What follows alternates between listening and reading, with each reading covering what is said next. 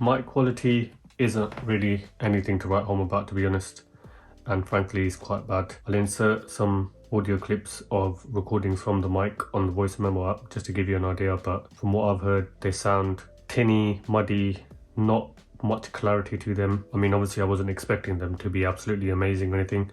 They will do the job to take phone calls and to be alright on actual calls to other people, but I noticed on phone calls themselves, the volume from the other person speaking isn't really that high. So people who have spoken to me on, they said they can hear me talking, but it's just not the best quality. But check it out for yourself with the clips that I recorded. Overall, I would say I'd give the mics on these a 4 out of 10. So I'm recording this in the voice memos app with both of the headphones in my ears. Lossless audio has been enabled, so it would be the highest quality possible.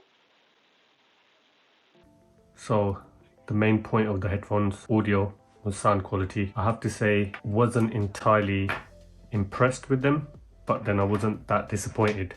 For something this cheap, they perform okay for the price, I would say. There's a little bit of bass, but it's mainly lacking. I mean, I'm not any audiophile or anything along those lines, but I have heard headphones that are much better than these. The best I would say is around 70% volume, where you would get the best out of these. Anything higher than that and then you're just going to get a lot of distortion. I mean, they do get really loud. I'll insert some footage or clips of the audio quality, comparing them with how they sound with different types of music, just so you get some sort of idea on how loud they actually can be. Generally, I would say they're not entirely the best, but they do the job.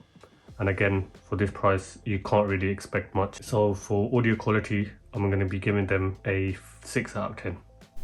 So I'll just do a quick audio test.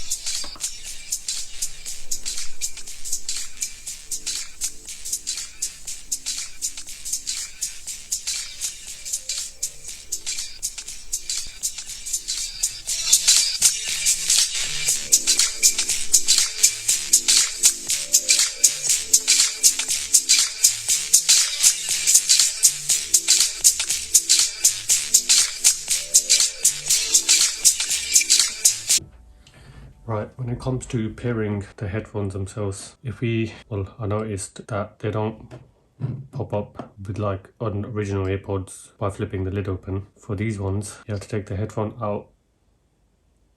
After a few seconds, you get the AirPods card come up on the iPhone. You just press connect.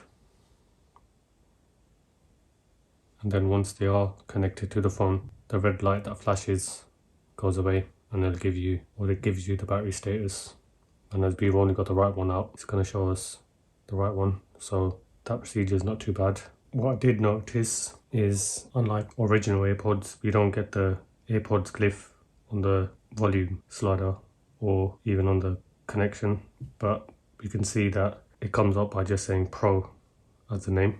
And even if we are to look in the settings, we don't get the card, or on the iOS 16 it was a new feature which allows you to see your settings as an additional listing on here. If you go into the settings for the headphones, there's not much customization, unlike original AirPods where you can customize what the features, functions do. We've just got the name, which we can change, and whether you want to disconnect or forget the device.